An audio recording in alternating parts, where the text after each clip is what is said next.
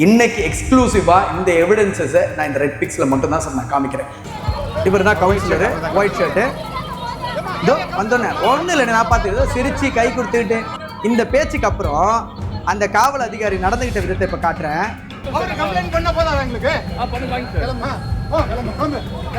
ஒரு கவுன்சிலர் வந்து எங்களுக்கு கம்ப்ளைண்ட் பண்ண போதாதான் மொத்த பேர் உள்ள வச்சிருவாரா?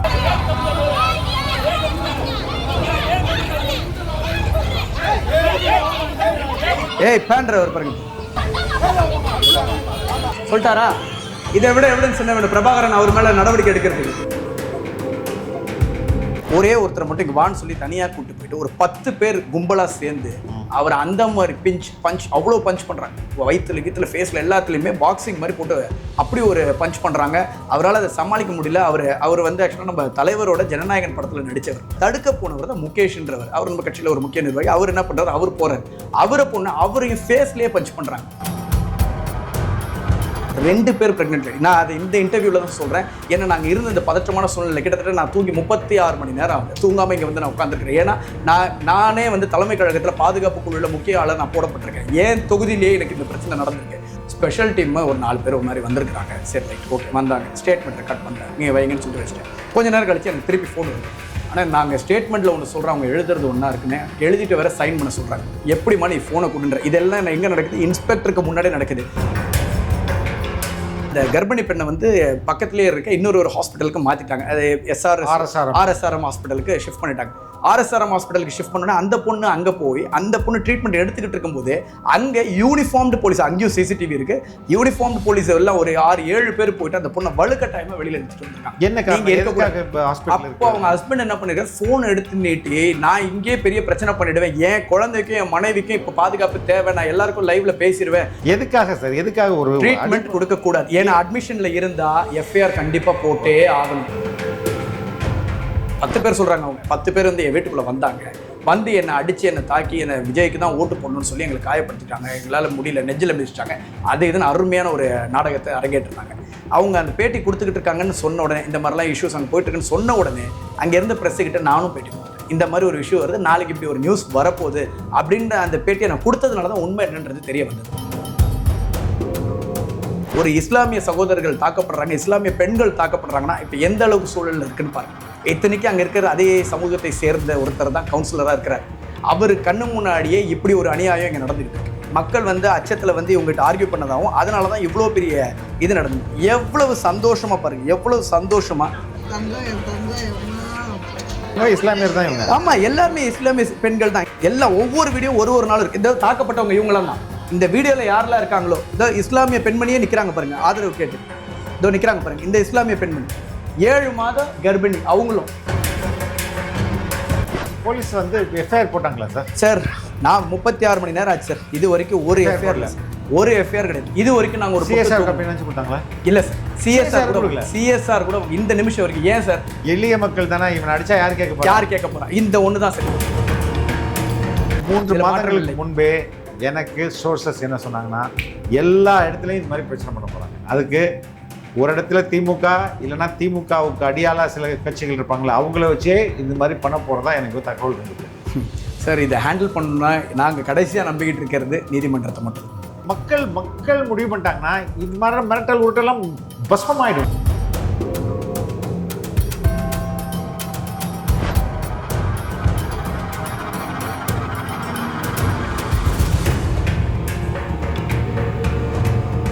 வணக்கம் சார். சார் வணக்கம். துறைமுகம் தொகுதி என்ன நடக்குது? தாவேகாவினர்கள் வந்து தொடர்ச்சியாக தாக்கப்படுறாங்கன்னு சொல்கிற தகவல்கள் வருது. மருத்துவமனையில் அனுமதிக்கப்பட்டிருக்காங்க ஒரு ப்ரெக்னென்ட் லேடி. நீங்கள் இப்போ சொல்கிறீங்க 2 ப்ரெக்னென்ட் லேடிஸ்னு. பின்னாடி அமைச்சர் சேகர் பாபு இருக்கிறான்றீங்க. என்ன நடந்தது கம்ப்ளீட்டாக எனக்கு எக்ஸ்பிளைன் பண்ணிங்கன்னா நல்லாயிருக்கும் sir. Right from the beginning இந்த துறைமுகம் தொகுதிக்கு உட்பட்ட தமிழக வெற்றி கழகத்தின் நிர்வாகிகள் எல்லாருமே ஃபேஸ் பண்ணக்கூடிய ஒரு இஷ்யூ என்னென்னா, ரூலிங் கவர்மெண்ட் அங்கே வந்து மிகப்பெரிய ஒரு எப்படி சொல்கிறது மிரட்டலும் கிட்டத்தட்ட ஒரு அட்ராசிட்டிஸ்னே சொல்லலாம். ஒரு 100-200 பேர் வந்து அதுக்காகவே என்கேஜாக இருக்கிற மாதிரியே இருக்கிறாங்க. இன்கேஸ் ஆஃப் யாராவது வந்து ஒரு வார்த்தை திமுகவை எதிர்த்து பேசுறதுக்கு கூட அங்கே தைரியம் இல்லாத அளவுக்கு அவங்க ஒரு கட்டுப்பாட்டில் கொண்டு வந்திருக்கிறாங்க. ஏன்னா ஆப்வியஸாக தெரியும் அந்த மினிஸ்டர் எப்படிப்பட்டவர் அப்படின்னு சொல்லிட்டு தமிழகத்து மக்கள் அத்தனை பேருக்குமே தெரியும். அப்படிப்பட்ட ஒரு நபருக்கு கீழே பணி செய்கிறவர்கள் வந்து அதற்கேற்ற மாதிரி ஒரு நபர்களாக இருக்கிறாங்க. அந்த நேரத்தில் வந்து தமிழக வெற்றி கழகத்திலிருந்து நமக்கு தலைமையிலிருந்து சொன்ன அறிவுறுத்தல் என்னென்னா, அந்த தொகுதிக்கு போய் நீங்கள் வேலைகள் பணிகளை தொடருங்கள், தேர்தல் வேலை பணிகளை நீங்கள் செஞ்சுக்கிட்டு இருக்கும்போது உங்களுக்கு என்ன ஒரு ஒத்துழைப்புனாலும் தலைமை உங்களுக்கு கொடுக்க போது, இந்த மாதிரி இஷ்யூஸ்லாம் அங்கே இருக்குன்னு சொல்லி தான் நம்மளை வந்து அங்கே நியமனம் பண்ணாங்க. நான் போயிட்டு ஒரு ஜனவரி 3ஆம் தேதி வந்து தேர்தல் பணிகளை ஆரம்பிச்சிருக்கேன். கிட்டத்தட்ட 1 மாதம் கூட ஆகலை, அதுக்குள்ளே இவ்வளோ பெரிய பிரச்சனை வந்திருக்கு. ஆனால் நான் தொடங்கி அந்த 3ஆம் தேதியில இருந்தே அது எப்படி அந்த எப்படி ரிப்போர்ட் போகுதுன்னு தெரியல. ஐஎஸ் அங்கே லோக்கலில் இருக்கிற போலீஸ்லேருந்து எல்லாருமே அவங்களுக்கு நல்ல சப்போர்ட்டிவாக இருக்கிறாங்க. இமிடியேட்டாக அந்த நியூஸ் ஸ்ப்ரெட் ஆகும்போது என்ன ஆகுது, ஃபஸ்ட்டு நான் அங்கே போய் ஒரு ஆஃபீஸ் ஓப்பனிங்க்கு போகிறேன். அந்த ஒரு ஆஃபீஸ் ஓப்பன் பண்ணணும்னு சொல்லிட்டு ஒரு பில்டிங் ஓனரை சந்திச்சு அந்த பில்டிங் ஓனர்கிட்ட மீட் பண்ணி அந்த அக்ரிமெண்ட்ஸ்லாம் சைன் பண்ணிட்டு இருக்கும்போது பில்டிங் ஓனருக்கு இமிடியேட்டாக ஒரு த்ரெட் போகுது, இந்த மாதிரி ஆஃபீஸ் வந்து ஓப்பன் பண்ணக்கூடாது. இன்ஃபேக்ட் இந்த கமிங் சண்டே வந்து அதோடைய ஓப்பனிங் வச்சிருக்கிறோம். பொதுச்செயலாளர் அண்ணன் வர மாதிரி இருக்குது. ஸோ இந்த ஃபஸ்ட்டு ஸ்டார்ட் இங்கே தான் ஸ்டார்ட் ஆகுது. அதுக்கப்புறம் தொடர்ந்து நான் நிர்வாகிகளை சந்திச்சுட்டு வரேன். நிர்வாகிகள் எல்லாருமே வந்து சந்திக்கும் போது எல்லாருக்குமே நிறைய குழப்பமும் இருக்குது, நிறைய பயமும் இருக்குது. அவங்களால வந்து அந்த இடத்துல ஆக்டிவாக பண்ண முடியலன்றதுக்கு பல ரீசன்ஸ் சொன்னாங்க. இந்த மாதிரி ரீசன்ஸ்லாம் இருக்குன்னு. அதுக்கப்புறம் நான் என்ன சொன்னேன், நான் என்ன வந்து தலைமையிலேருந்து பாதுகாப்பு குழுவில் நியமனம் பண்ணியிருக்காங்க. தமிழ்நாடு முழுக்க ஒரு 34 அட்வொகேட்டை நியமனம் பண்ணியிருக்காங்க. பர்டிகுலராக சென்னையை வந்து நம்மகிட்ட சொல்லியிருக்காங்க. ஒட்டுமொத்த அட்வொகேட். ஆமாம், நான் அட்வொகேட் தான், ஹைகோர்ட்டில் தான் ப்ராக்டிஸ் பண்ணுறேன். ஸோ நம்மகிட்ட வந்து பாதுகாப்பு குழுவில் நம்ம பேர் வந்த உடனே ஒட்டுமொத்த சென்னையில் இருக்கிற மொத்த அட்வொகேட்ஸுமே நம்ம வந்து ப்ராப்பராக ட்ரைனிங் கொடுத்து இந்த தேர்தலை எப்படி நம்ம நேர்மையாக எப்படி சந்திக்கணும் அப்படின்ற ஒரு ட்ரைனிங் தான், வேற ஒன்றும் கிடையாது.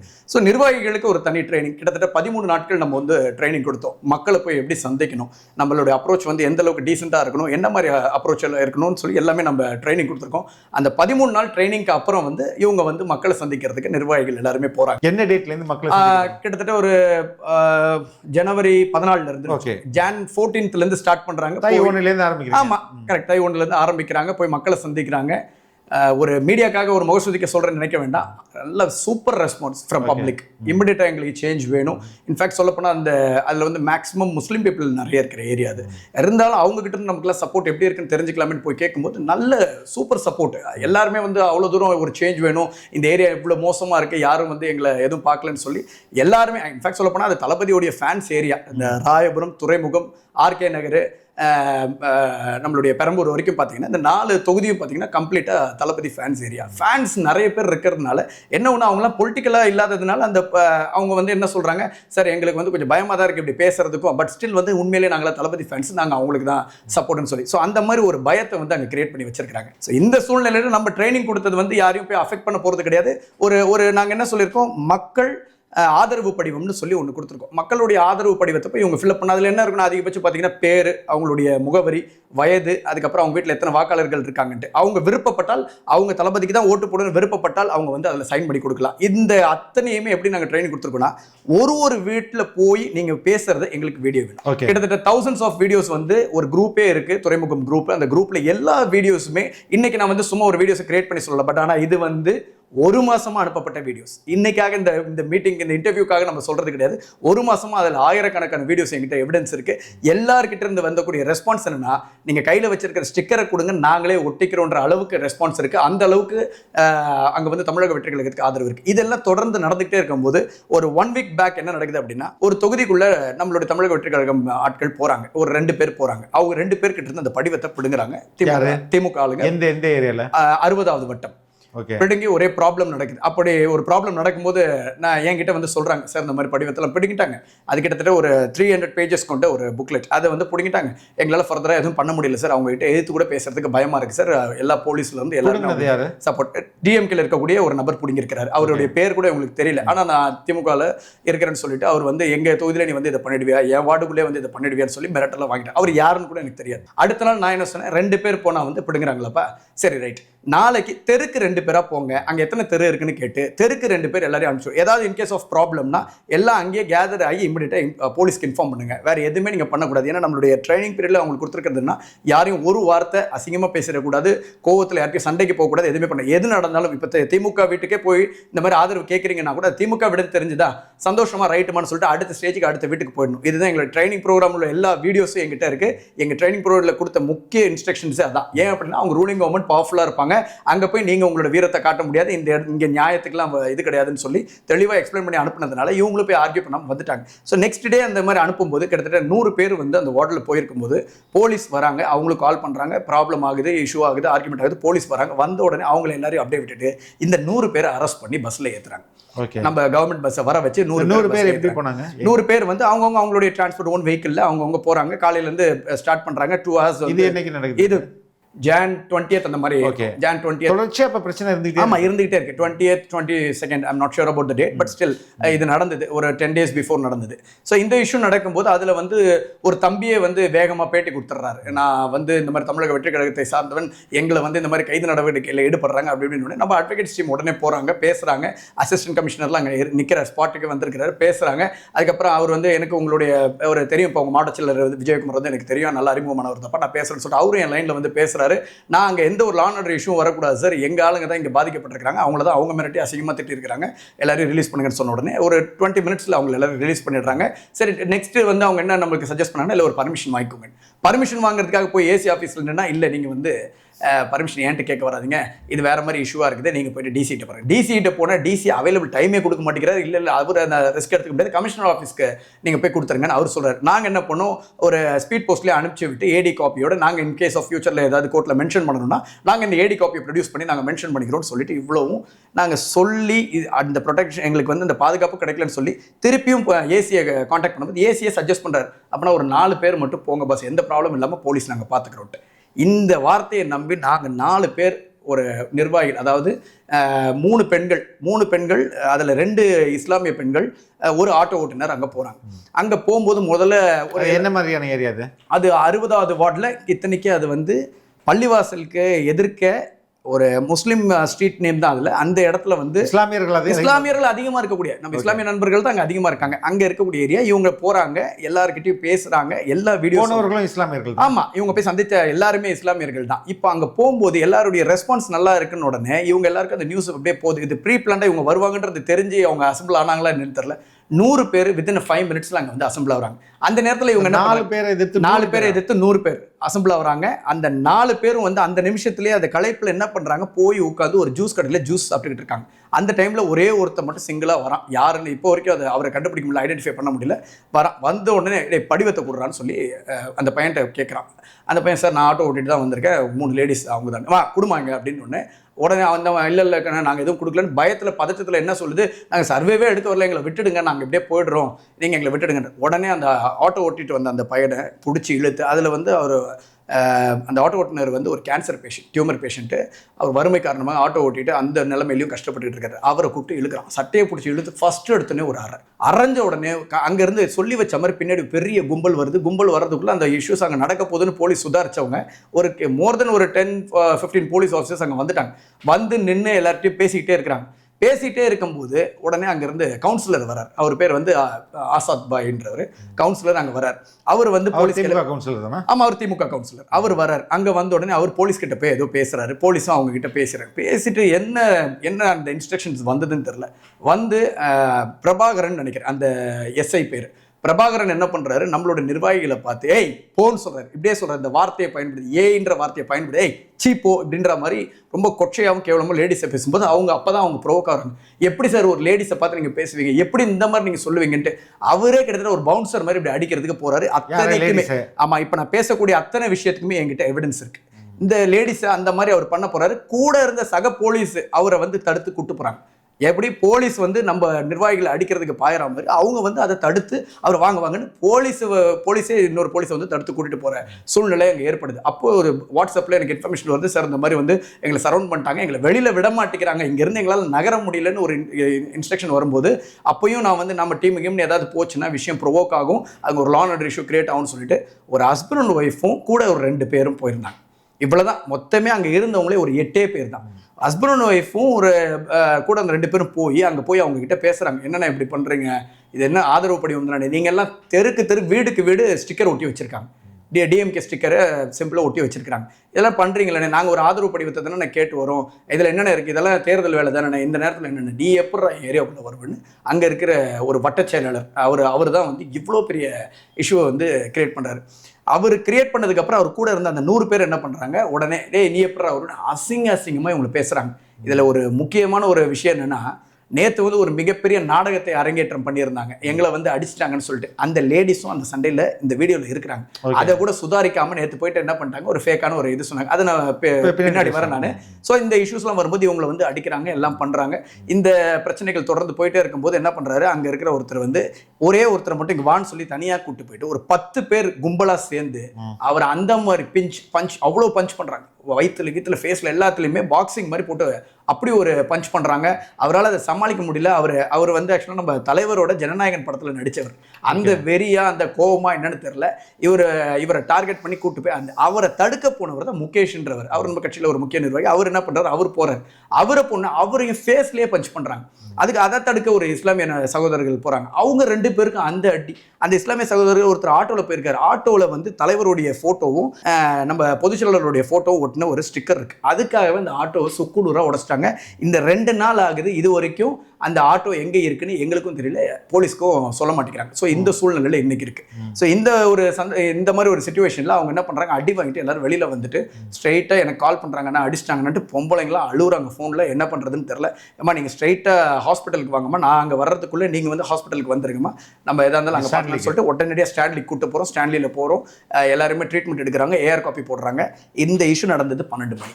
இந்த இஷ்யூ நடந்ததுலேருந்து 9 மணியா பகல் 12 மணிக்கு நடக்குது, மதியம் 12 மணி நடக்குதுன்னு வைங்களேன். அந்த நேரத்தில் இருந்து நைட்டு 9 மணி வரைக்கும் போலீஸ்காரங்க யாருமே அந்த இடத்துக்கு வரவும் இல்லை, விக்டிம்ஸை சந்திக்கவும் இல்லை, எந்த ஒரு ஆக்ஷனும் எந்த ஒரு இதுவும் எடுக்கவே இல்லை, அமைதியாகவே இருக்குது. நாங்கள் மட்டும் இங்கே பதறிக்கிட்டு ஒட்டுமொத்த நிர்வாகிகளும் ஹாஸ்பிட்டல் வாசலில் நின்றுட்டு அவங்களுக்குலாம் எல்லாம் தைரியமாக இருக்குன்னு சொல்லிட்டு தைரியம் சொல்லிட்டு இருக்கோம். ஒரே அழுக சத்தம், அப்படியே வேதனையாக இருக்குது. ஏன்னா அதில் போனவங்க வந்து 2 பேர் ப்ரெக்னென்ட் லேடி. நான் அதை இந்த இன்டர்வியூவில் தான் சொல்கிறேன். ஏன்னா நாங்கள் இருந்த இந்த பதற்றமான சூழ்நிலை கிட்டத்தட்ட நான் தூங்கி 36 மணி நேரம் ஆகுது, தூங்காமல் இங்கே வந்து நான் உட்காந்துருக்கிறேன். ஏன்னா நானே வந்து தலைமை கழகத்தில் பாதுகாப்பு குழுவில் முக்கிய ஆளாக நான் போடப்பட்டிருக்கேன். ஏன் தொகுதியிலேயே எனக்கு இந்த பிரச்சனை நடந்திருக்கு. பாதுகாப்புக்கு இத்தனை அட்வொகேட்ஸ் என் பின்னாடி இருக்காங்கன்னு தெரியும். இது பெரிய லா அண்ட் ஆர்டர் இஷ்யூ, கண்டிப்பாக இந்த இடத்துல நடக்கும்னு தெரியும், கண்டிப்பாக நாங்கள் சட்ட ரீதியாக இந்த சிக்கலை சந்திப்போன்றது தெரியும். எல்லாமே தெரிஞ்சும் அவங்க வந்து இவ்வளோ பெரிய இஷ்யூ பண்ணியிருக்காங்க. அந்த ப்ரெக்னென்ட் லேடியும் அவங்க ஹாஸ்பிட்டலில் போய் அட்மிட் ஆகிறாங்க. ஒரு ப்ரெக்னென்ட் லேடி, அவங்களுக்கு 7 மாதம் ப்ரெக்னென்ட். அவங்க ஹாஸ்பிட்டலுக்கும் வரல, அடி வாங்கின அந்த இடத்துலேருந்து அப்படியே வீட்டுக்கு போனவங்க. ஏன்னா அவங்க வந்து முஸ்லீம் சகோதரி, அவங்களுக்கு வந்து அவங்க வீட்டில் நிறைய ரெஸ்ட்ரிக்ஷன்ஸ், வீட்டுக்கு பயந்து அவங்க அமைதியாக வீட்டுக்கே போயிட்டாங்க. அவங்களுடைய வீடியோவோட இப்போ நான் காட்டுறேன். இவங்க 4 பேர் போய் மக்களை சந்திச்ச அத்தனை வீடியோவும் இருக்குது. இவங்க மக்களை சந்திச்சோன்னு மக்களுடைய ஆதரவு எப்படி இருந்திருக்கு, எல்லாம் அங்கிள் ஆன்டின்னு அப்பாவியா பேசுறாங்க. ஏன்னா இவங்கலாம் வந்து ஃபர்ஸ்ட் ஜென்ரேஷன் பொலிட்டிஷியன்ஸ், இவங்களுக்கு வந்து அரசியல் சூழ்ச்சி தெரியல. இவங்க போய் ஜென்ரலாக கேட்குறாங்க, ஆன்டி என்ன ஆன்டி, அங்கிள் என்ன அங்கிள், எங்களுக்கு வந்து இந்த மாதிரி சப்போர்ட் பண்ணுறீங்களா அங்கிள், இவங்க ஜென்ரலாக பேசுகிறாங்க எல்லார்ட்டையுமே. அந்த ஒரு வீடியோஸ் எல்லாமே இருக்குது. அதை பார்த்து பொறுத்துக்க முடியாதவங்க இவங்களை இப்படி சுத்துப்பட்டு இவ்வளோ பெரிய தாக்குதல் ஈடுபட்டிருக்காங்க.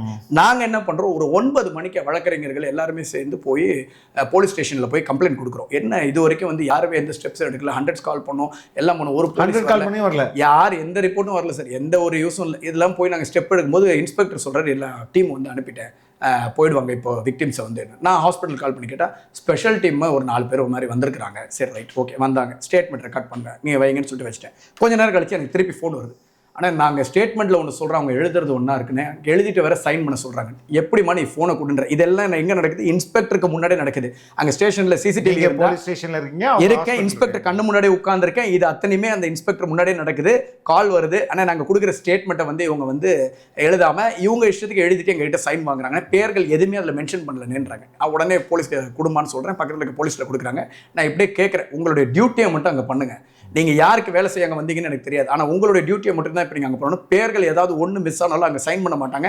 உங்கள் இன்ஸ்பெக்டர் முன்னாடி தான் இருக்கேன், இன்ஸ்பெக்டர் அப்படியே நான் டேரெக்டாக கம்ப்ளைண்ட் பண்ணுறேன். உடனே ஸ்டெப் எடுக்கிறாரு, எல்லா பேரும் எழுதிட்டு வரணும்னு சொல்லி அவர் இன்ஸ்ட்ரக்ஷன் கொடுக்குறாரு. உடனே எல்லா பேர்களும் அப்புறம் தான் எழுதப்பட்டது, அதுக்கப்புறம் தான் சைன் வாங்கப்பட்டது. சொல்லிட்டு ஸ்டேட்மெண்ட்லாம் கொடுத்துட்டு நாங்கள் ஸ்டேஷன்லேயும் கம்ப்ளைண்ட் கொடுத்துட்டு, சார் கண்டிப்பாக நாளைக்கு வந்து உங்களுக்கு எஃப்ஐஆர் ஆகிடும்னு நம்மளுக்கு சொன்ன ஒரு நம்பிக்கையின் பேரில் அங்கேருந்து கிளம்புறோம். தலைமைக்கு அறிவிக்கிறேன். இங்கே பொதுச் செயலாளர் அவருக்கு கால் பண்ண உடனே அவர் பேனிக் ஆயிட்டார். ஏன்னா ஒரு கர்ப்பிணி பெண் தாக்கப்பட்டிருக்காங்க. அதுலேயும் இப்போ வந்து அந்த சூழ்நிலையை வந்து அங்கே இருந்துட்டு அவரால் ஹேண்டில் பண்ண முடியும். 100 ஃபோன் எங்களுக்கு அடிச்சிருப்பார், தொடர்ந்து அடிக்கிறாரு, பதற்றமாகுது. அவரால் அதை தனியாக ஹேண்டில் பண்ண முடியல. அடுத்த செகண்டே வந்து உடனே தலைமை நிர்வாகிகள் எல்லாருமே அனுப்புகிறாங்க. நம்ம தேர்தல் பொதுச் செயலாளர் ஆதவர்னு வராரு, நம்ம இணை பொதுச் செயலாளர் நிர்மலன் வராரு, எல்லாருமே உடனடியாக ஹாஸ்பிட்டலுக்கு வராங்க. அவங்கள உள்ள அலோவ் பண்ணுறதுக்கு அவ்வளோ பிரச்சனை போலீஸ். நாங்கள் ஒரு ஆறுதல் சொல்ல போகிறோம், எங்களை கூட அவங்களால அலோவ் பண்ண முடியாதுன்னு சொல்லிட்டு அவங்க கேட்டு பேசி அவங்களோட போய் அதுக்கப்புறமா போய் அவங்க எல்லாரையும் மக்களை சந்தித்து ஆறுதல் சொல்லி, எதை பற்றி கவலைப்படாதீங்கம்மா, தைரியமா எல்லாம் உங்களுக்கு நல்லது நடக்கும், கவலைப்படாது, நம்ம கவர்மெண்ட்லாம் வந்துருமா, உங்களுக்கு எல்லா பாதுகாப்பும் இருக்கும்னு அவங்க தைரியம் சொன்னதுக்கு அப்புறம் தான் அந்த அழுகையே நின்னுது. அந்த பதற்றமான ஒரு சூழ்நிலை அவங்க வந்ததுக்கு அப்புறம் தான் நின்னுது. அதுக்கப்புறமா எங்களுடைய துறை பொதுச் செயலாளர் ராஜ்மோகன் அண்ணன், லைலாமணி, இவங்க எல்லாருமே வந்தாங்க. இவங்க எல்லாரும் வந்து கூறிய அந்த ஆறுதலின் பேரில் தான் அவங்களால வந்து இன்னைக்கு வரைக்கும் சரி நம்மளால வந்து இந்த விஷயத்தை வந்து கடந்து போயிட முடியுன்ற ஒரு நம்பிக்கை வந்திருக்கு. இவங்கெல்லாம் வந்து சந்திச்சதுக்கு போகிற வரைக்கும் எந்த ஒரு ப்ராப்ளம்ஸும் வரல, அமைதியாக தான் போயிட்டு இருந்தது. ஓகே ரைட், என்னைக்கு இவங்க ஆக்ஷன் எடுக்கிறாங்கன்னு பார்ப்போம்னு சொல்லிட்டு பொறுமையாக காத்துட்டு இருந்தோம். இவங்க 4 பேரும் வந்துட்டு அங்கேருந்து கிளம்புனாங்களோ அடுத்த நொடியே ஸ்பெஷல் டீமும் வந்தாங்க. அவங்க யாருமே ஒருத்தங்க கூட யூனிஃபார்ம்ல எல்லாம் ஹாஸ்பிட்டலில் சிசிடிவி இருக்கு, ஸ்பெஷல் டீம் வந்திருக்காங்க. நாங்க அதுக்குள்ள இந்த கர்ப்பமான பெண்மணி வந்து ஸ்பெஷல் டீம்ன்றது எத்தனை பேர் வந்தாங்க? 6 பேர் வந்திருக்காங்க. 6 பேர் வந்திருக்காங்க. 6 பேருக்கு இவங்க 6 பேர் கரெக்டாக வந்திருக்காங்க. அது மட்டும் இல்லாமல் அந்த கர்ப்பிணி பெண்ணை வந்து பக்கத்துலேயே இருக்க இன்னொரு ஹாஸ்பிட்டலுக்கு மாற்றிட்டாங்க. அது ஆர்எஸ்ஆர்எம் ஹாஸ்பிட்டலுக்கு ஷிஃப்ட் பண்ணிட்டாங்க. ஆர்எஸ்ஆர்எம் ஹாஸ்பிட்டலுக்கு ஷிஃப்ட் பண்ணோன்னா அந்த பொண்ணு அங்கே போய் அந்த பொண்ணு ட்ரீட்மெண்ட் எடுத்துக்கிட்டு இருக்கும்போது அங்கே யூனிஃபார்ம்டு போலீஸ், அங்கேயும் சிசிடிவி இருக்கு, யூனிஃபார்ம்டு போலீஸ் எல்லாம் ஒரு 6-7 பேர் போயிட்டு அந்த பொண்ணை வலுக்கட்டாயமா வெளியில் எடுத்துட்டு வந்திருக்காங்க. அப்போ அவங்க ஹஸ்பண்ட் என்ன பண்ணிருக்காரு, போன் எடுத்து நீட்டி நான் இங்கே பெரிய பிரச்சனை பண்ணிடுவேன், என் குழந்தைக்கும் என் மனைவிக்கும் இப்போ பாதுகாப்பு தேவை, நான் எல்லாருக்கும் லைவ்ல பேசிடுவேன், நான் வந்து கட்சியில் சொல்லிடுவேன்னு அவ்வளோ கத்துறாரு, ஆக்ரோஷம் பண்ணியாரு. மொத்த பேரையும் அப்படியே அந்த போனை கூட வீடியோ எடுக்க விடாம கூப்பிட்டு வந்து வெளியில். எதுக்காக சார்? எதுக்காக ஒரு ட்ரீட்மெண்ட் கொடுக்க கூடாது? ஏன்னா அட்மிஷன்ல இருந்தா எஃப்ஐஆர் கண்டிப்பா போட்டே ஆகணும். அது காவல்துறையால் மறுக்கவே முடியாது. நாங்களும் ஜட்ஜு கிட்ட போய் மென்ஷன் பண்ணுவோன்றது தெரியும். ஸோ இந்த சிச்சுவேஷனில் நாங்கள் ஜட்ஜை போயிட்டு மென்ஷன் பண்ணுறதுக்கு எங்களுடைய அட்வொகேட்ஸ் டீம் எல்லாம் அங்கே இருக்கும்போது இவங்க என்ன பண்ணுறாங்க, அதுக்குள்ளே இவங்களை வந்து வெளியேற்றணும்னு சொல்லிட்டு இவ்வளோ ஃபோர்ஸை இறக்கி ஒரு கர்ப்பிணி பெண்ணை அவருடைய ஹஸ்பண்டுக்கு கண்ணு முன்னாடியே இதை பண்ணுறாங்க. இதில் வேதனையான விஷயம், எந்த ஒரு ஆம்பளையும் வந்து ஒரு யோசிக்கக்கூடிய விஷயம் என்னன்னா, தன் மனைவி முன்னாடி அவமானப்படக்கூடாது. இவங்க அடிப்பட்டது அத்தனை பேருமே அவங்களுடைய மனைவி முன்னாடியே தான் அடிபட்டிருக்காங்க. மனைவி தள்ளப்பட்டிருக்காங்க கீழே கணவர்கள் கண்ணு முன்னாடி. இவ்வளோ பெரிய அநியாயம். அதாவது நம்ம வந்து ஒரு மீடியாவில் நார்மலாக பேசிக்கிட்டு இருக்கோம் சார் இந்த விஷயம். இப்போ வரைக்கும் ஆதங்கம் குறையாததுக்கு காரணம் அந்த சிச்சுவேஷனில் அவங்க அந்த சிச்சுவேஷன் எப்படி ஹேண்டில் பண்ணியிருக்க முடியும், ஒரு கர்ப்பிணி பெண்ணால் எப்படி ஹேண்டில் பண்ணியிருக்க முடியும், ஒரு கணவர் தாக்கப்படும் போது ஒரு மனைவியோடைய மனநிலை எந்த அளவுக்கு மோசமாக இருந்திருக்கும், இதெல்லாம் யோசிச்சு பாருங்க சார். இந்த சிச்சுவேஷன் இவ்வளோ மோசமாக போயிட்டு இருக்கும் போது தான் கடைசியாக வந்து அவங்க கிட்ட நம்ம சொல்கிறது, நீங்கள் வந்து ஃபர்தராக எதுவுமே கவலைப்படாதீங்க, நாங்கள் அங்கே வந்துடுறோம். நாங்கள் இந்த ஹாஸ்பிட்டலில் அங்கே மூவ் ஆகி அந்த ஆர்எஸ்ஆர்எம் ஹாஸ்பிட்டலில் ரீச் ஆகும்போது அந்த பொண்ணு வெளியில் தான் நிற்கிது. நீ வாமான்னு சொல்லி அந்த பொண்ணை இங்கே கூட்டு வரதுல இந்த ஸ்பெஷல் டிப் இவங்களை எல்லாரையும் மிரட்டுறாங்க, நீ மொத்த பேர் கீழே வரணும். உடனே இங்கிருந்து அட்வொகேட் திருப்பியாங்க, அட்மிஷனே போட்டக்கூடாது சார். நாங்கள் திருப்பியும் போய் அங்கே போகிறதுக்குள்ள இப்படியே நாங்கள் எங்களை வந்து கிட்டத்தட்ட ஓட விடுறாங்க. இந்த ஹாஸ்பிட்டலுக்கு அந்த ஹாஸ்பிட்டலுக்கு அங்கே எங்கன்னு டீமாக எங்களை வந்து ஓட விடுறாங்க. சமாளிக்க முடியல, பயங்கரமான ப்ரெஷர் இருக்கு. ஆல்ரெடி நாங்கள் வந்து 1 மாசமா ப்ரெஷரில் தான் இருக்கும். இந்த தொகுதியில் வேலை ஆரம்பித்த 1 மாசமா ப்ரெஷரில் தான் இருக்கும். எனக்கு அதான் சொல்கிறேன், ஒரு ஆஃபீஸ் கொடுத்த அந்த பில்டிங் ஓனரை போய் அவ்வளோ த்ரெட்டனிங், அவரே பெரிய பிக் ஷாட், அவரை போய் த்ரெட்டனிங் பண்ணுறாங்க. அவர் என்கிட்ட சொல்ல நான் ஃபர்தராக கம்ப்ளைண்ட் தான் போவேன்னு சொன்னதுக்கப்புறம் அவங்க வந்து ஆஃப் ஆயிருக்காங்க. அவ்வளோ பெரிய ப்ரெஷர், அந்த ஆஃபீஸ் அங்கே ஓப்பன் ஆகக்கூடாது. ஸோ இந்த மாதிரி சின்ன சின்ன விஷயங்கள் இருந்து இதே ப்ரெஷர் கொடுத்துக்கிட்டே இருந்தவங்க அந்த ஸ்பெஷல் டீமை போய் நம்ம அட்வொகேட் சந்திக்கும் போது அப்போ என்ன நடக்குது, அந்த ஸ்பெஷல் டீம் சொல்கிறாங்க, மொத்த பேரும் வந்து நீங்கள் கீழே போங்க, இதுக்கு மேலே வந்து இங்கே இருக்கக்கூடாது, அதை டிஸ்சார்ஜ் கொடுத்துட்டாங்களா, அப்போ உங்கள் மேலே வந்து எஃப்ஐஆர் போட வேண்டியது வரும். நாங்கள் அட்வொகேட்ஸ் போனோன்னே அவங்களால எதுவும் பேச முடியாமல் கீழே வந்தவங்க ஸ்ட்ரெயிட்டாக போய் அங்கே இருக்கிற ஆர்எம்ஓ கிட்ட போயிட்டு ரிட்டனில் கம்ப்ளைண்ட் வாங்குறாங்க. நீ இவங்க மேலே நாங்கள் வந்து டிஸ்சார்ஜ் கொடுத்துட்டோம், இவங்க ஆனால் வெளியேற மாட்டேங்கிறோம், கம்ப்ளைண்ட் கொடுக்க நாங்கள் தூக்கி எறிகிறோம்னு சொல்லி இவங்க ஆர்எம்ஓட்ட பேசுகிறாங்க. நாங்கள் அட்வொகேட்ஸ் போயிட்டு ஆர்எம்ஓ சந்திக்கிறோம். அவங்க வந்து உண்மையிலே அவங்க ரொம்ப இன்னசென்ட்டாக இருக்காங்க. ஏன்னா அவங்களால எதுவும் பண்ண முடியாது, இது பொலிட்டிக்கல் ப்ரெஷர், எல்லாருமே கவர்மெண்ட் ஸ்டாஃப் ப்ரெஷர் இருக்குதுன்றாங்க. அவங்க ஓப்பனாகவே சொல்கிறாங்க, இந்த விஷயத்தை எங்களால் ஹேண்டில் பண்ண முடியாது, இந்த மாதிரி விஷயத்தை நாங்கள் எதுவும் தலையிட, இது பொலிட்டிக்கல் இஷ்யூ, நாங்கள் என்ன பண்ண முடியும், நீங்கள் தான் எங்களை அண்டர்ஸ்டாண்ட் பண்ணிக்கணும், நான் வந்து எனக்கு பவர் இல்லை, நீங்கள் டீனை போய் பாருங்கன்னா அவங்களும் இன்னொருத்தர தான் கை காமிச்சு விட்றாங்க. ஆக மொத்தத்தில் அங்கே யாரையும் அந்த சூழ்நிலையில் போலீஸ் கண்டிப்பாக அவங்களை கீழே இறக்கியே போகிறாங்கன்ற ஒரு சூழ்நிலை. எல்லாருமே கேட் முன்னாடி போய் நின்றுட்டோம், யாரும் இறங்க விடக்கூடாது, ட்ரீட்மெண்ட் நடந்தே ஆகணும். ட்ரீட்மெண்ட் ஒரு சிடி ஸ்கேன் கூட எடுக்கல சார். அவர் வந்து கேன்சர் பேஷண்ட், அடிப்பட்டவங்களாம் தலையில் அடி, வீடியோலே பாருங்க, அத்தனையுமே பார்த்தீங்கன்னா முகத்தில் தான் பஞ்சஸ்லாம். ஒரு சிடி ஸ்கேன் கூட எடுக்காமல் அவங்களை எல்லாருமே கீழே அனுப்புகிறாங்க. அந்த நிமிஷமே நாங்கள் ப்ரெஸ்ஸை வர வச்சு நானே அங்கேயே ஓப்பனாக ப்ரெஸ்ஸில் பேசிக்கிட்டே இருக்கும்போது அவங்க வராங்க, அப்படியே அவங்க எல்லாருமே காட்டுறாங்க. இவ்வளோ பெரிய துயர சம்பவம் சென்னையில், அது இந்த மாதிரி ஒரு கவர்மெண்ட், இந்த மாதிரி ஒரு மோசமான கவர்மெண்ட் வந்து நடந்துகிட்டு இருக்குன்னு சொல்கிறத ப்ரூவ் பண்ணுறதுக்கு நாங்கள் மீடியாவை வர வச்சு மீடியா கண்ணு முன்னாடி ப்ரூவ் பண்ணி, இல்லைன்னா இது வெளி உலகத்துக்கே வந்திருக்காது, யாருக்குமே தெரிஞ்சிருக்காது. இப்போ நாங்கள் அவங்கள வரும்போதே எல்லாரும் மீடியாவில் அவங்களையும் பேட்டி எடுத்தாங்க. அத்தராத்திரியில் சரி எந்த மீடியாவும் வர்றதுக்கும் பயப்படுறாங்க சார், மீடியாக்காரங்களே வர்றதுக்கு பயப்படுறாங்க. பாலிமர் ஒரு மீடியா வந்தாங்களே தவிர எந்த மீடியாவும் வரல, எல்லா மீடியாக்காரங்களும் பயப்படுறாங்க. நாங்களால் முடிஞ்ச அளவுக்கு எந்த சேனல் வருது பரவாயில்ல நம்ம எக்ஸ்போஸ் பண்ணணும், ஃபோனில் எடுத்தாது இந்த மாதிரி விஷயங்கள் இங்கே நடக்குது வெளியில் காட்டணும்னு எவ்வளோ ட்ரை பண்ணுறோம். அவங்க வராங்க, அவங்கள வச்சு நாங்கள் இன்டர்வியூ கொடுக்குறோம். இவ்வளோ விஷயமும் போய்கிட்டே இருக்கு சார். இவ்வளவும் போயும் எங்களால் கடைசியில் நாங்கள் இடத்துல ஜெயிக்க முடியல. ஏன்னா இது கவர்மெண்ட் இது எது அகேன்ஸ்டாக நம்மளால அவங்க அட்லீஸ்ட் டிஸ்சார்ஜ் பண்ணுறதுக்கு முன்பு இவங்க ஃபிட்னஸாக ஃபிட்டா இருக்காங்க அப்படின்னு ஒரு ஃபிட் சர்டிஃபிகேட் கேட்டோம் சார். இதே தான் ஃபிட் சர்டிஃபிகேட் கொடுங்க, இவங்க எல்லாருமே நார்மலா இருக்காங்க, இவங்களுக்கு எந்த இஷ்யூஸ், ஃபிட் சர்டிஃபிகேட் நாங்க கோர்ட்ல கிளைம் பண்ணிக்கிறோம், அதை நாங்க கோர்ட்ல மென்ஷன் பண்ணி நாங்க கோர்ட்ல கிளைம் பண்ணிக்கிறோம்னு சொல்றோம். ஒரு ஃபிட் சர்டிஃபிகேட்டும் கொடுக்கல, வெறும் டிஸ்சார்ஜ் சம்மரி கையில கொடுத்து வெளியில போட்டு சொல்லி அனுப்பிட்டாங்க. இப்போ இதுல கடைசியா நடந்த ஒரு பெரிய கொடுமை என்னன்னா, இதெல்லாம் நடக்கிறது ராத்திரி 1 மணிக்கு யாருக்கும் தெரியாம கூட்டங்கள் இல்லைன்னு தெரிஞ்சுக்கிட்டு இவங்க வந்து வெளியே அனுப்புறாங்க. அப்பயும் நாங்க ஒரு 50 பேர் அந்த விஷயத்தை கேள்விப்பட்டாங்க, கேதர் ஆகிறோம், பேட்டி கொடுக்குறோம், அவங்களெல்லாம் கண்ணு முன்னாடி காட்டுறோம்.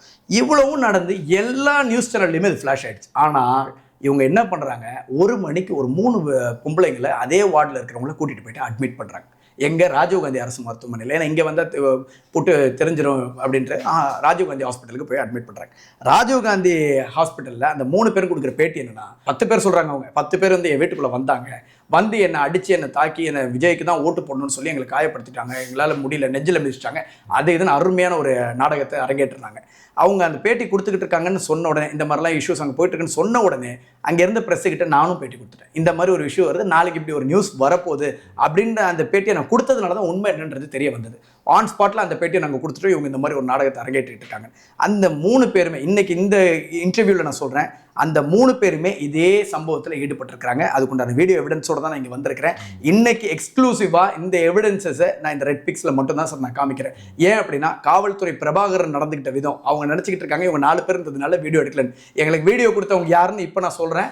எங்களுக்கு வீடியோ கொடுத்தவங்க அதே இடத்துல இருக்கிற அதே பப்ளிக் தான் வந்து கொடுத்துருக்காங்க. தைரியமாக துணிஞ்சு இஸ்லாமிய மக்கள் எல்லாரும் வந்திருக்காங்க. அவங்க எல்லாரும் வந்து அவங்க எங்களுக்கு கொடுத்த வீடியோ எவிடன்ஸை வச்சு தான் இன்னைக்கு இந்த இன்டர்வியூலேயே வந்து உட்காந்துருக்கேன். எங்ககிட்டே கிடையாது சார். அப்போ எந்த அளவுக்கு அங்கே மக்கள் ஆதரவு இருக்குன்னு பாருங்க. நேற்று ஜமாத்லேருந்து வந்து ஆறுதல் சொல்லியிருக்கிறாங்க, நாங்களும் திமுக தான், ஆனால் இவ்வளோ பெரிய அநியாயம் நடந்தது நாங்கள் ஏற்றுக்க முடியாதுன்னு சொல்லிட்டு ஒவ்வொரு வீட்டுக்கும் போய் ஆறுதல் சொல்லிட்டு வந்திருக்கிறாங்க. இப்போது நான் என்ன சொல்கிறேன், ஒரு பள்ளிவாசல் வெளியில் வந்து ஒரு இஸ்லாமிய சகோதரர்கள் தாக்கப்படுறாங்க, இஸ்லாமிய பெண்கள் தாக்கப்படுறாங்கன்னா இப்போ எந்த அளவுக்கு சூழலில் இருக்குன்னு பாருங்க. இத்தனைக்கு அங்கே இருக்கிற அதே சமூகத்தை சேர்ந்த ஒருத்தர் தான் கவுன்சிலராக இருக்கிறார். அவர் கண்ணு முன்னாடியே இப்படி ஒரு அநியாயம் இங்கே நடந்துகிட்டு இருக்கு. இதை வெளியில சொல்ற அளவுக்கு கூட இங்கே யாருக்குமே இப்போ தைரியம் கிடையாது. என் தொகுதியிலேயே சொல்றேன் சார், இன்னைக்கு வரைக்கும் இதை பற்றி பேசுறதுக்கு எல்லாரும் பயப்படுறாங்க. இதை எப்படி ஹேண்டில் பண்ண போறோம்னு தெரியல. எல்லாரையும் கூட்டு போய் பிரைவேட் ஹாஸ்பிட்டலில் ட்ரீட்மெண்ட் போயிட்டு இருக்கு. இன்னைக்கு வரைக்கும் அட்மிஷன்ல இருக்காங்க. இந்த இஷ்யூ நடந்து 36 மணி நேரத்துக்கு இன்னைக்கு வரைக்கும் நாங்கள் வந்து தூங்கலை. நான் என்னையே பாதுகாப்பு குழுவில் போட்டுக்கிறதுனால முழு பொறுப்பு என் கடமை என் தலையில் இருக்கிறதுனால மொத்த பெரிய நான் வேலை வாங்கிட்டு இருக்கேன். ஒரு அட்வொகேட்ஸ் தூங்கலை, யாரும் சாப்பிடல, யூனிஃபார்ம் யாரும் போய் மாற்றலை, யாரும் பல்லு விளக்கல, எல்லாம் கஷ்டப்பட்டுட்டு ப்ரொடெக்ஷன் கொடுத்துக்கிட்டு இருக்காங்க. எந்த சூழ்நிலை என்ன நடக்குன்ற ஒரு அந்த மாதிரி ஏரியாவே அது ஆயிடுச்சு. பாதுகாப்பு இல்லாத ஏரியாவுக்கு இன்னைக்கு சட்டம் ஒழுங்கு எந்த அளவுக்கு இருக்குன்னா, வழக்கறிஞர்கள் பேட்டி கொடுத்துட்டு இருக்காங்க. நாங்கள் இன்னைக்கு இருக்கிற இந்த சூழ்நிலை நான் எடுத்து நான் வெளியில் சொல்கிறேன் அப்படின்னா எங்களுக்கு த்ரெட் வருது.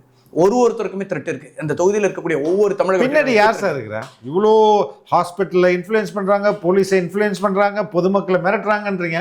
இதுக்கு பின்னாடி இருக்கிற ஒரு கவுன்சிலர்னால இது இவ்வளோ இன்ஃப்ளூயன்ஸ் பண்ண முடியாதுல்ல? கண்டிப்பாக சார். சார் இன்னைக்கு ஒரு விஷயம் மக்களுக்கு நாங்கள் சொல்லணுமா, இதை எங்கள் வாயால் நாங்கள் சொல்லணுமா? ஒவ்வொரு மக்களுக்கும் தெரியும் இது யாருடைய தொகுதி. ஆனால் இதில் என்ன ரொம்ப கவலையான விஷயம், கவலையான விஷயமே என்னன்னா, அவர் போன வாட்டி வெற்றி பெறும்போது அதற்கு பெரிய ஆதரவு கொடுத்தது இதே இஸ்லாமிய சகோதரர்கள் தான். அவங்களுக்கே அவங்க பள்ளிவாசல்ல இது நடந்திருக்கு, அது இஸ்லாமிய சகோதரி. சார் நான் நேற்று வரைக்கும் இதை சொல்லல சார். ஒரு பிரெக்னென்ட் லேடி 7 மாசம் பிரெக்னென்ட் லேடி அங்கே இருந்திருக்கிறாங்க. அவங்களும் வந்து ஒரு இஸ்லாமிய பெண்மணி. அவங்க இந்த மீடியாவில் எதுலையுமே அவங்க வெளியில் வரல. அவங்களும் அந்த வீடியோவில் இருக்கிறாங்க. அந்த வீடியோவோட இப்போ நான் உங்களுக்கு காட்டுறேன். அவங்களும் அந்த வீடியோவில் தான் இருக்கிறாங்க. இவ்வளோ விஷயம் இங்கே நடந்துகிட்டு இருக்கு. ஆனால் இவங்க வந்து சொன்னது என்னன்னா, இவங்க போய் மக்களை மிரட்டினதாகவும் மக்கள் வந்து அச்சத்தில் வந்து இவங்ககிட்ட ஆர்கியூ பண்ணதாகவும் அதனால தான் இவ்வளோ பெரிய இது நடந்தது. எவ்வளவு சந்தோஷமா பாருங்க, எவ்வளவு சந்தோஷமா அங்கிள் ஆன்டின்னு எவ்வளவு சந்தோஷமா பேசிக்கிட்டு இருக்காங்கன்னு பாருங்க. ஏன் இந்த வீடியோ பாருங்க. இந்த உசுரே போனாலும் எங்களுக்கு 8 ஓட்டு இருக்குதான். 8 ஓட்டு எங்களுக்கு எல்லாமே இருக்குதான். ரொம்ப நன்றி சார். காப்பினா போறோம், சாப்பிட்டு போய் தேடவே வேணாங்க, எங்கேயுமே போவேணாம், அப்படியே உட்காந்துருங்க. சத்தியமா அவர் ஜெயிக்கணும்னு எனக்கு கேளுங்க. இப்போ எல்லா வீடும் போய் யாருமே ஃபர்ஸ்ட் நீங்க ஒட்டுங்கன்றாங்க. அவர்தான் ஜெயிப்பாரு. நான் சொல்றேன் மனசார அவர்தான் ஜெயிப்பாரு.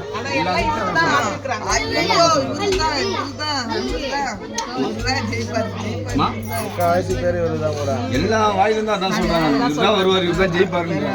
இவங்க இஸ்லாமியர் தான் இவங்க. ஆமா, எல்லாருமே இஸ்லாமிய பெண்கள் தான். இங்க பாருங்க, எல்லாருமே இஸ்லாமிய பெண்கள். அவங்களே கூப்பிட்டு சிரிச்ச முகத்தோட தலைவர் ஃபேன்ஸ் தான் கேட்டோன்னே சிரிக்கிறாங்க.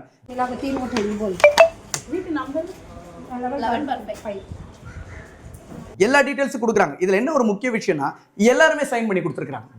நீங்க வாங்கின 46,000 ஓட்டுல இன்னைக்கு உங்களுக்கு எத்தனை ஓட்டு உங்களுக்குன்னு நீங்க முடிவே பண்ண முடியாது. முடிஞ்சிருச்சு, அந்த ஒரு கதையே முடிஞ்சிருச்சு. மொத்தமே திமுகவுக்கு 35% வெளியில சொல்லிக்கிட்டு இருக்காங்களே, அதுல நேத்தே தமிழ்நாடு முழுக்க ஒரு 10% காலி ஆயிடுச்சு சார். அந்த அளவுக்கு ஒரு பெரிய இது எந்த அளவுக்கு ஒரு விளைவை ஏற்படுத்தும் தெரியாமலே காலி. 26 தான் சார், நீங்க எல்லாம் சொல்றாங்க 36ன்னு அவங்க சொல்லிக்கிட்டு இருக்காங்கன்னு சொல்றாங்க. அவங்க சொல்லக்கூடிய பர்சன்டேஜ் பாருங்க, எல்லாரும் சைன் பண்ணி கொடுக்குறாங்க. இங்க பாருங்க, அவங்களே வீடு வீடா கூட்டிட்டு போறாங்க பாருங்க. அங்க இருக்கக்கூடிய இஸ்லாமிய சகோதரிகளே வீடு வீடா கூட்டிட்டு போயிட்டு அவங்க எல்லாருமே இந்த வீட்டுக்கு வாங்க, இங்க எல்லாம் விஜய் ஃபேன்ஸா, விஜய் ஏன்னா கம்ப்ளீட்டா அது வந்து தளபதி ஃபேன்ஸ் ஏரியா. அங்க யார் நினைச்சாலும் எதுவும் பண்ண முடியாது. என் புள்ள பாருமா, இந்த ஸ்டிக்கரை பார்த்தா அவன் பாருமா உயிரே விட்டுருவாமா, அவ்வளோ பிடிக்குமான்னு பேசுறாங்க எல்லாருமே.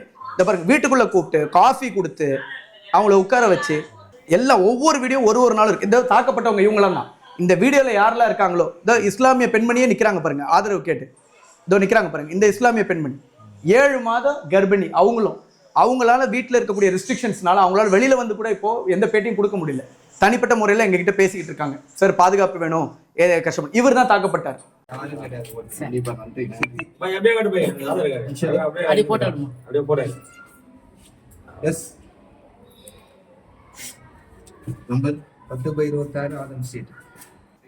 அவர் கையில வந்து அவர் பேசணும்னு கேட்கிறாரு பாருங்க. நாங்களாம் அவருடைய போட்டோ வச்சிருக்கோம், நாங்க உறுப்பினர் கார்டே போட்டோம்னு சொல்லிட்டு ஒரு மக்களும் உறுப்பினர் கார்டை காட்டுறாங்க.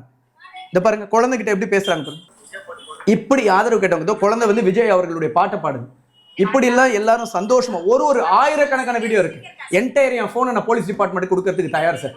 ஆயிரக்கணக்கான வீடியோ இருக்கு. இப்போ போலீஸ் வந்து எஃப்ஐஆர் போட்டாங்களா சார்? சார் நான் 36 மணி நேரம் ஆச்சு சார். இது வரைக்கும் ஒரு எஃப்ஐஆர் இல்லை சார், ஒரு எஃப்ஐஆர் கிடையாது. இது வரைக்கும் நாங்க ஒரு சிஎஸ்ஆர் கம்பெனி கொடுத்தாங்களா? இல்ல சார், சிஎஸ்ஆர் கூட இந்த நிமிஷம் வரைக்கும். ஏன் சார், அங்கேயே தாக்கப்பட்டு சுக்குநூறாக உடைச்ச ஆட்டோ இது வரைக்கும் எங்க இருக்குன்னு யாருக்குமே தகவல் இல்லை சார். அதை ரெடி பண்ணி கொடுத்துறாங்களா? போலீஸ் தகவல் வச்சு முழு ஆட்டோ நல்லபடியாக ரெடி பண்ணி கொடுத்துருவோம், கம்ப்ளைண்ட் வேண்டாம், பிரச்சனை வேண்டாம், முழு ஆட்டோவை ரெடி பண்ணி கொடுத்துருவாங்களா?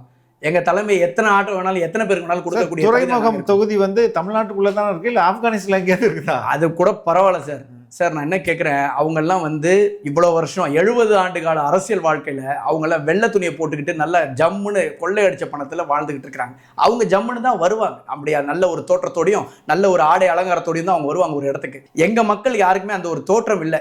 இன்னைக்கு ஆர்டர் பண்ணிருக்கோம் சார், ஆயிரக்கணக்கான ட்ரெஸ்ஸை நாங்கள் இன்னைக்கு ஆர்டர் பண்ணிருக்கோம். ஏன்னா இதோட பிரச்சனை எங்கேருந்து ஆரம்பிக்குதுன்னா, ஒரு ஆட்டோ ஓட்டுநர் உடையில போனவரை தாக்கியிருக்காங்க, ஒரு இஸ்லாமிய பெண்மணி அவங்களுடைய உடையில போனவங்களை தாக்கியிருக்காங்க. அப்போ உனக்கு வந்து எல்லாரும் வந்து வெள்ளை சட்டையோடையும் நல்ல நகநட்டோடையும் நல்ல ஒரு பெரிய கார்ல வந்து இறங்கினா நீங்க அவங்கள பார்த்து பயப்படுவீங்க. ஒரு ஆட்டோ ஓட்டுநர் உடையதுல இருக்கிறவங்க 2 பேரை தாக்கியிருக்காங்க. எளிய மக்கள் தானே, இவன் அடிச்சா யார் கேட்க போறா? இந்த ஒண்ணுதான் சார். இதுல ஒரு முக்கியமான விஷயம் சொல்றேன். சென்ட்ரல்ல இருக்கக்கூடிய ஆட்டோ ஸ்டாண்ட்ல இருக்க 500 ஆட்டோல இது ஸ்டிக்கர் ஒட்டி இருக்கு. 500 ஆட்டோல இருக்கு. நான் எப்பயும் ப்ரூவ் பண்றேன், வீடியோ கூட என்கிட்ட இருக்கு. ஒட்டியிருக்காங்க, எல்லாருமே ஒட்டியிருக்காங்க. அவ்வளவு கொதிச்சு போயிருக்காங்க. அப்ப ஆட்டோ ஓட்டுநர் உடையில போனா நீ அடிப்பியா?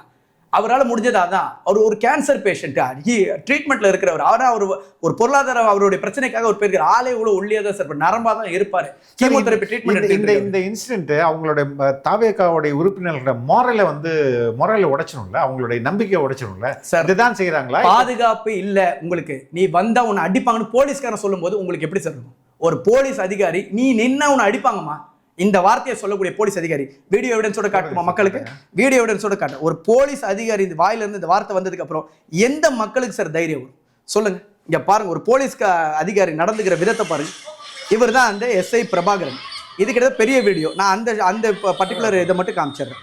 இதோ வராது பாருங்க, கவுன்சிலர், அந்த ஊர் கவுன்சிலர் வந்து போலீஸ் பேசுறேன். ஆனா ஒன்னும் இல்லை, நான் பாத்துக்கிறேன், பதில பார்த்தீங்களா? இதை வராரா கவுன்சிலரு?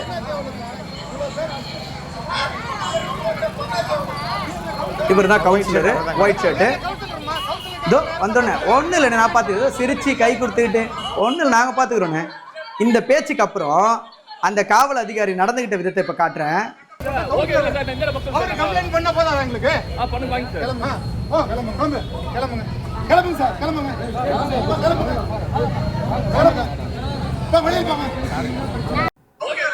இதோ பாருங்க, அவர் கம்ப்ளைண்ட் பண்ண போதாத எங்களுக்கு, ஒரு கவுன்சிலர் வந்து எங்களுக்கு கம்ப்ளைண்ட் பண்ண போதாத மொத்த பேர் உள்ள வச்சிருவாரா?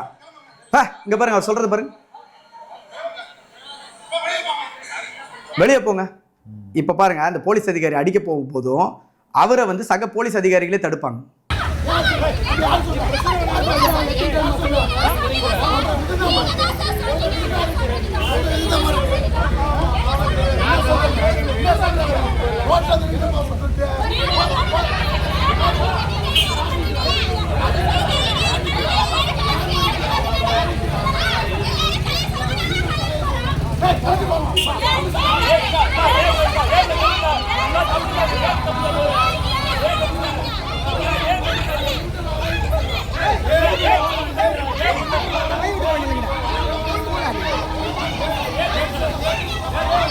எப்படி முறைகிறாரு, அடிக்க போறாரு. அவர் சக போலீஸால் வந்து அவரை தடுத்து நிறுத்துறாங்க. ஏய் பேன்றவர் பாருங்க, இங்க பாருங்க முறைக்கிறது பாருங்க. பாத்தீங்களா, சொல்லிட்டாரா? இதை விட எவிடன்ஸ் என்ன வேணும் பிரபாகரன் அவர் மேல நடவடிக்கை எடுக்கிறதுக்கு? பாருங்க சார், இது முன்பே எதிர்பார்த்தது தான் சார். இது வந்து புதுசு சார். நாங்க எதிர்பார்த்தது தான் சார். 3 மாதங்களுக்கு முன்பே எனக்கு சோர்சஸ் என்ன சொன்னாங்கன்னா, எல்லா இடத்துலையும் இது மாதிரி பிரச்சனை பண்ண போறாங்க. அதுக்கு ஒரு இடத்துல திமுக இல்லைன்னா திமுகவுக்கு அடியாளா சில கட்சிகள் இருப்பாங்களே, அவங்கள வச்சே இது மாதிரி பண்ண போறதா எனக்கு தகவல் வந்தது. கண்டிப்பா நான் வந்து எல்லாருக்கும் எனக்கு யாராலும் ரீச் பண்ண முடியுமோ சொல்லியிருக்கேன். பட் அதை எப்படி நம்ம ஹேண்டில் பண்றது சார்? இதை ஹேண்டில் பண்ணணும்னா நாங்கள் கடைசியாக நம்பிக்கிட்டு இருக்கிறது நீதிமன்றத்தை மட்டும்தான். நீதிமன்றம் ஒன்று இதில் தலையிட்டதான். ஆனால் மக்கள் தேர்தலை நேர்மையாக நடக்கும். மக்கள் முடிவு பண்ணிட்டாங்கன்னா இது மாதிரி மிரட்டல் உருட்டெல்லாம் பஸ்மம் ஆயிடும்ல. உண்மைதான் சார். யாரெல்லாம் அங்கே முடிசூடா மன்னர்களாக வாழ்ந்துகிட்டு இருக்காங்களோ, யாரெல்லாம் அங்கே வந்து பண்ணையாளர்கள் போல தோற்றம் அளித்து கொண்டு இருக்கிறார்களோ, அத்தனை பேருக்குமே முற்றுப்புள்ளி வைக்கக்கூடிய தேர்தலாக தான் இது அமைய போகுது. கண்டிப்பாக சொல்கிறேன் சார். இந்த 4 தொகுதியை உண்மையிலே எவன் நினச்சாலும் எந்த ஒரு ரிசல்ட் வரப்போகிறது சார். இதில் கண்டிப்பாக தமிழக வெற்றி கழகம் தான் நேக்கு வந்து. இப்போ பெரம்பூர் எடுத்துக்கோங்க, துறைமுகத்தை எடுத்துக்கோங்க, ஆர்கே நகர் எடுத்துக்கோங்க, ராயபுரத்துக்கு, இந்த 4 தொகுதியில் யார் நின்னாலும் தோல்வி தான் சார் அடைவாங்க. இவங்க இந்த 4 வட சென்னைனாலும் வச்சுக்கோங்க சார். வட சென்னை கம்ப்ளீட்டாக வந்து அவருடைய கோட்டை தான் சார். இது இல்லாமல் திமுக அவ்வளோ கெடுதல் பண்ணியிருக்காங்க அந்த மக்களுக்கு, அநியாயம் பண்ணியிருக்காங்க சார். சார் நான் என்ன கேட்குறேன், அப்படி ஒரு ஆட்டோ ஓட்டுநர்கள் உடையில வந்தால் அவங்கள நீ தாக்குவேன், இஸ்லாமிய சகோதரிகள் வந்தால் அவங்க பள்ளிவாசல் முன்னாடி அவங்கள தாக்குவேன் சார். இதில் என்ன ஒரு அநியாயம்? இப்போ அவங்க பண்ண வேலை அது அவங்களுக்கே திரும்பிடுச்சு சார். அப்படி தான் நான் சொல்லுவேன். ஏன் அப்படின்னா, அத்தனை பேருமே எங்கள் அலுவலகத்தை தேடி வர ஆரம்பிச்சிட்டாங்க. நாங்கள் போய் அவங்கள போய் ஜமாதில் போய் தலைவர்களை சந்தித்து நாங்கள் பேசிக்கிட்டு இருந்தோம். இன்னைக்கு இருக்க சூழல் எப்படின்னா, அவங்க எல்லாரும் வந்துட்டாங்க.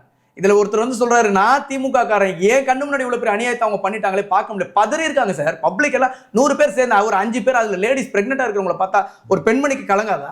உண்மையான அவங்க வீட்டிலலாம் ஒரு பெண்கள் தாய்மார்கள்லாம் இல்லையா சொல்லுங்க பாப்பா? அவங்க அக்கா தங்கச்சியில் இந்த மாதிரி ரோட்டில் ஒருத்தர் போட்டு அடிச்சா கையை பிடிச்சி எவனோ ஒருத்தர் இழுக்கிறான் சார். அந்த வீடியோ நான் காட்டுமா சார்? கையை பிடிச்சி அந்த பொண்ணை வந்து இழுக்கிறான் சார். நான் ஹாஸ்பிட்டலில் வந்து நிறைய பேர் சொல்கிறாங்க, ஹாஸ்பிட்டலில் வந்து அவங்க எப்படி வந்து கீழே வந்து இன்டர்வியூ எடுக்கிறாங்க. ஃபோர்ஸ்ஃபுல்லாக கீழே வந்து அவங்க இன்டர்வியூ கொடுத்தானே சார். ஆமாம், ஃபோர்ஸ்ஃபுல்லாக போலீஸ் கூட்டு வந்து கீழே வந்து இதை விட காமெடி ஒரு கவுண்டர் நரேட்டிவ் ஒன்று செட் பண்ணாங்களே. அந்த கவுண்டர் நரேட்டிவ் என்ன தெரியுமா சார்? இவ்வளோ நேரம் நான் காமிச்ச வீடியோவில் அந்த பெண்மணிகள்லாம் அழகாக சண்டை போடுறாங்க சார். அவங்க வந்து சொன்ன கதைக்கும் இந்த வீடியோலேயே அவங்க மாட்டிக்கிட்டாங்களா, அந்த ஒரு பொய்யை கூட அவங்களால அதை கரெக்டாக பண்ண முடியல சார். அந்த பழைய ஸ்டைல்லேயே அவங்க பண்ணி கரெக்டாக சொன்னீங்க. திருட்டு திமுகன்றது இதில் காமிச்சிட்டாங்க சார். அந்த பொம்பளை வந்து சண்டை போட்டுட்டு இருக்கு சார். அது வந்து ஐயோ என்ன மாறல மிதிச்சிட்டாங்களேன்னு சொல்லிச்சு. என்ன மாதிரி ஒரு அழகான நடிப்பு சார். இந்த நடிப்பை வந்து அந்த பொம்பளை இது வரதுக்கு முன்னாடி யோசிச்சிருக்கணும். அது அட்லீஸ்ட் ஒரு நடிப்பை செட் பண்ணுறாங்க, அதே அது ப்ராப்பராக செட் பண்ணணும்ல. சண்டையிலே வந்து நின்றுட்டு சண்டையிலே அடிச்சுட்டு எல்லாம் திமுக காரங்க. நேற்று அமைச்சர் என்ன சார் பேட்டி கொடுக்குறாரு விகேட் உட்ஸில், பொதுமக்களுக்கும் தமிழக வெற்றி கழகத்தினருக்கு மட்டும்தான் சண்டை, இதுக்கும் எங்களுக்கும் எந்த சம்மந்தமும் இல்லை. அவர் கூட இருக்கிற போட்டோ இருக்கு சார். அங்க வந்து வட்டச்செயலர் கூட இருக்கிற போட்டோ இருக்கு சார். இவங்க எல்லாரும் சேர்ந்து இந்த திமுகவில் என்னென்னலாம் செஞ்சு டான்ஸ் ஆடிக்கிட்டு இவங்க மோளம் எடுத்துக்கிட்டு இவங்க போன எல்லா வீடியோஸுமே எடுத்துட்டாங்க. நம்மளோட விர்ச்சுவல் வாரியர்ஸ் மட்டும் நமக்கு இல்லை அப்படின்னா சார், இந்த மக்களுக்கு எந்த உண்மைகளும் வெளியில் வந்திருக்கா சார். ஏன்னா எந்த மீடியாவும் வர்றதுக்கு தயாராக இல்லை சார். எந்த மீடியாவும் வர்றதுக்கே தயாராக கிடையாது. நான் சொல்ல 1 மணிக்கு இந்த மாதிரி ஒரு அநியாயம் நடக்குதுன்ற ஒரே ஒரு சேனல் தான் வந்து நிற்கிறாங்க. அவங்களும் வரலன்னா இது வெளி உலகத்துக்கே தெரியாது. எதையுமே எக்ஸ்போஸ் பண்றதுக்கு ரெடி சார். இன்னைக்கு சொல்றோம், எங்களுக்கு பாதுகாப்பு கிடையாது. இந்த நிமிஷத்துல சொல்றேன் சார், இங்க இருந்து நான் இப்ப கிளம்புறதுக்கு எனக்கு பாதுகாப்பு கிடையாது. பிளேசர் போட்டு வந்து உட்காந்து நினைக்கிறேன், சட்டை ஃபுல்லா அழுக்கு, 3 நாள் மாத்தல, 36 மணி நேரம் நான் இப்படிதான் இருக்கேன். 36 மணி நேரம் நாங்க பாதுகாப்பு படைகளை ரெடி பண்ணிக்கிட்டு ஒட்டுமொத்த வக்கீல்களும் கொந்தளிச்சு போயிருக்காங்க. சென்ட்ரல்ல ஆட்டோ ஸ்டாண்ட்ல இருக்கிற அத்தனை பேரும் கொந்தளிச்சு போயிருக்காங்க. ஏன்னா அடிப்பட்ட எல்லாருமே ஆட்டோ ஓட்டுநர்கள் sir. First generation politician sir. அவங்களுக்கு சூழ்ச்சி தெரியல, எப்படி அரசியல் பண்ணணும்னு தெரியல அவங்களுக்கு சார். மக்கள் கற்றுக் கொடுத்து கூட நாங்கள் அரசியல் பண்ணுறதுக்கு தயாராக இருக்கிறோம் சார். ஆனால் இவங்க வந்து அதை தடுக்கக்கூடாதுல்ல.